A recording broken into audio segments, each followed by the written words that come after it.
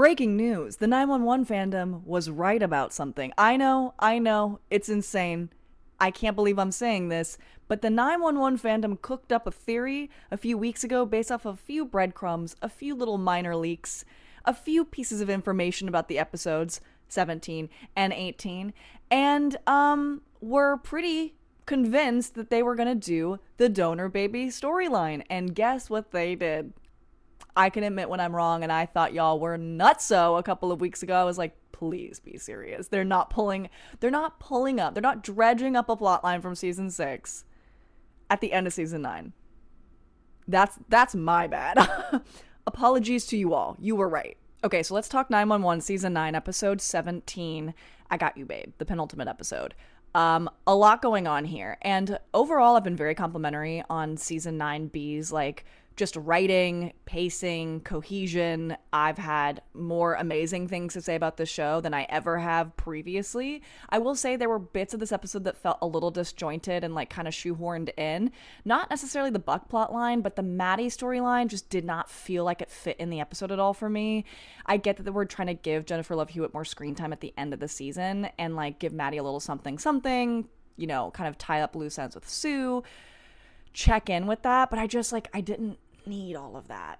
And honestly, as an emetophobe, could have done without all of that. Just take it out of the episode entirely. We didn't need it. It didn't really serve or further Maddie's storyline a whole lot, in my opinion. Like, I felt like we could have gone about that in a different way. It just felt like gratuitous for no reason. So that's my opinion on that. So let's actually talk about the meat of the episode, though, which is the sperm donor baby. I can't believe I'm saying this. Plot line that we're giving Buck at the end of season 9. I cannot believe y'all were right about this. Genuinely did not think that they were going to dredge up a plot line from season 6 for season 9. And you know what? This is one of those things, though, that I am already being convinced is like potentially a really great thing. They could do, oh my gosh, this could either be something really incredible for the storyline, for these characters, like for keeping things new and interesting in season 10, or they could fumble the bag entirely. And it's really too early to tell, so that makes me nervous. But so far, I think for the most part, like 80% of it has been handled pretty well. There's like a 20% that I'm like, so I have some things to say. We're gonna look past the suspension of disbelief that's required for Theo to get even up on that electrical tower. Them just jump cutting him being up there killed me. I was like, how? Anyways, we don't need to get into it. None of that made any sense. But I was like, sure. We need Buck to like interact with this child. This is the way we've chosen to do it. Why not? So I'm like used to looking past things like that on this show. They do this all the time. The thing that was kind of rubbing me the wrong way was the whole conversation between Buck, Cameron, and Connor. Sorry, I forgot his name. About Theo. When Theo was at Buck's house creating, you know, wrecking havoc, creating chaos. And they're low-key like, oh, this must be your genetics. Were you batshit crazy as a child too? Like, excuse me, some of that is bad parenting. I understand this child likely has an undiagnosed condition. He's a little too young to like be giving him a label, and also this show is allergic to labels, so don't ever hope for them to actually say the words ADHD, but that's kind of what it's giving, right? And so them just being like, oh, this must be your fault, couldn't be our parenting. I'm like, now let's do some moments of reflection here. Like, I understand you've seen specialists, but like, can we maybe try some ways of helping this child more than we have? Like, it doesn't seem like anything's worked yet, so maybe instead of just letting him run amok, we try some new things.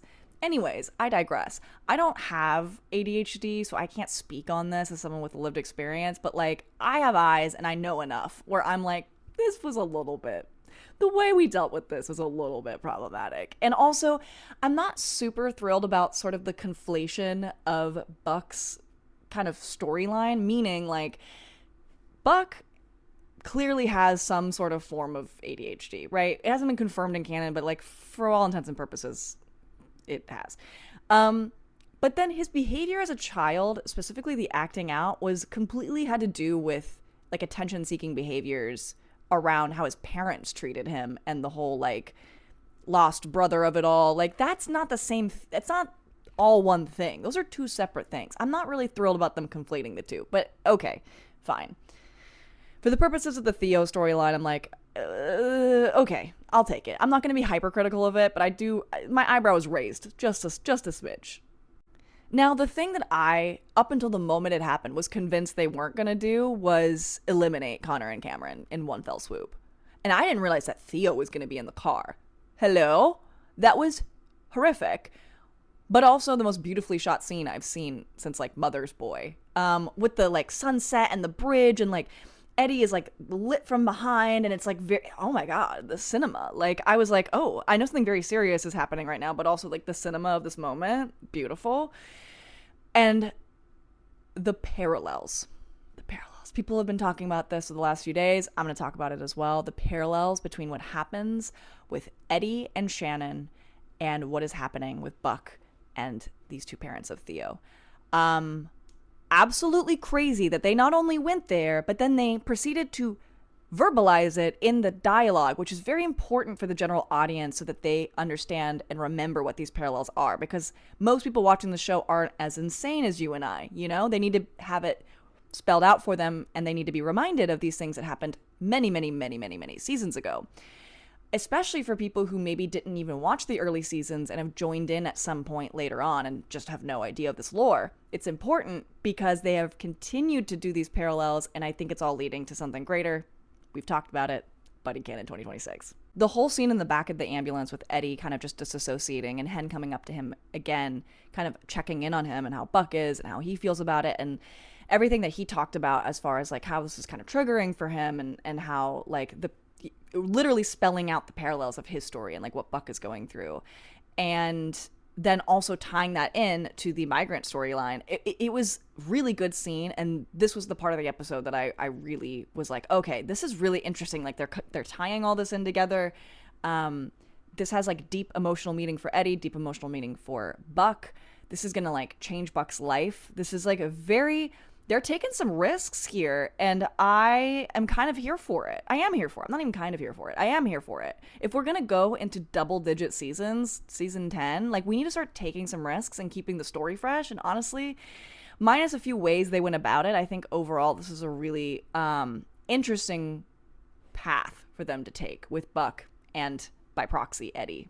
Something I forgot to mention earlier, just as an aside, all the scenes with Buck and Theo playing and like him holding him and like laughing and giggling and running around the firehouse. And then earlier on in the episode when he like handed Theo to Eddie and was like, Eddie's gotcha. I really felt like I genuinely needed to just like tear the flesh from my bones. Like that's what it felt like. I was like, oh my God. I was like, if this is a teaser of what we're going to get in season 10. I don't even know what to say. Like, are we gonna get more of that? If so, Tim Minear, I've never said anything bad about you ever. In fact, you are the best writer in the world. Yeah. I'm also really, really happy that this show is addressing ICE and how it impacts Los Angeles and the whole hospital scene, and Eddie advocating for them, and just the entire willingness to go there when this show is a network television show in a primetime slot that relies on advertisers and answers to a conservative media conglomerate. Like, that's a big deal, and I'm really glad that they're addressing this. And I called it many episodes ago, Detective Hooks is a piece of crap. And Athena getting, at the end, not shocked at all. I was like, they're gonna get her. They're gonna get her. And the preview for next episode has me actually so amped. Much like all of you, I saw the Eddie and DE situation by the elevator and I grinned like the Cheshire Cat because I'm sick in the head. Yeah. Is this going to be a bottle episode in the hospital? Perhaps. I'm absolutely sat. I'm so sat for this. I'm like, oh yeah. Putting them in peril in one location where they can't get out. Yes, and I just, yeah, I'm sick in the head like all of you, and I think it's going to be a great episode. I'm really excited for the finale and where this might go.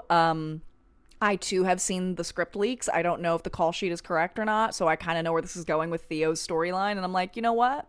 I'm just going to wait and see how they handle this. I'm just going to wait and see before I draw conclusions, and just enjoy what I can until then, and hopefully this ends us on a nice note before the hiatus so we don't all rip each other to shreds. That's my hope for us all. Also, real quick, something I forgot to mention was that our first ever, like, previously on 911. I was like, wait, have we done this before? Can someone answer that for me? Because I don't recall.